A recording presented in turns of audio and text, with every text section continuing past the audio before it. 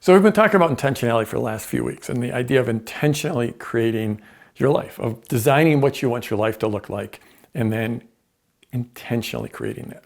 And last week we talked about planning, and here we are in a new year, so it was all about planning the year. Well, this time I want to talk about one of the cornerstone, what I consider for me, the cornerstone habit that drives an intentional life, that drives my life. And that's meditation. So meditation is something that I've been doing for almost 20 years now. I'm not some amazing expert at it. I'm not a meditation teacher. It's sometimes there are times where I meditate more and times where I meditate less. Last year I set as an intention that I was going to meditate every day. And I pretty much hit that. I missed, it was either 2 or 3 days that I missed all year long. So I got 362 days. And it made a really big difference in my life. It brought a lot more focus and a lot more calm and a lot more intentionality to my life. It's something that I think everyone should try. And I am not a meditation teacher. I am not an expert, but I've done it a whole bunch. And what I know is it's not about sitting in silence and completely clearing your mind, never having a thought come to you.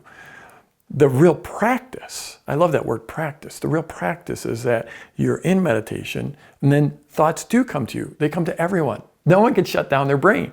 Thoughts come to you, but then you come back. You come back, you notice you have that thought, and then you come back. That's what meditation is. And one of the things I love about meditation is I think of it, I spend usually 10 minutes or 20 minutes, usually 20 minutes, but often sometimes 10.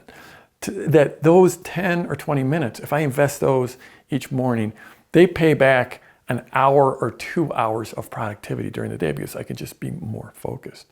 So one of the things that I love these days, different from when I first started, is there's some great apps that you can get on your phone that help you with the meditation. Because when I first started, it was always like, I wasn't sure how long, I would just sit in silence, right? I wasn't sure how long I was meditating. And then there was all these sounds coming in and they would mess up I'd hear people, I'd hear things.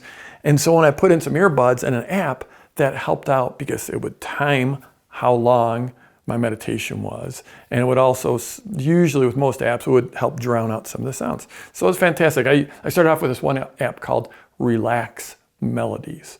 And it just had a bunch of sounds, a bunch of white noise, and it had a timer, and it had binaural beats. And that was really cool. And I used that for probably better part of a decade.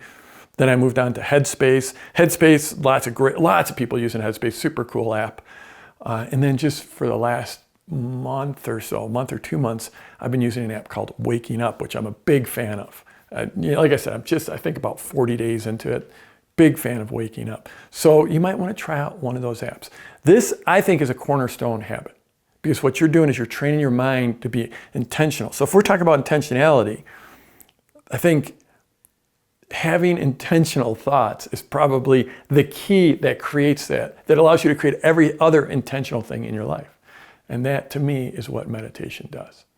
So I'm Jeff Walker. Wherever you're watching this, scroll down, leave a comment for me, and let's go get him this week.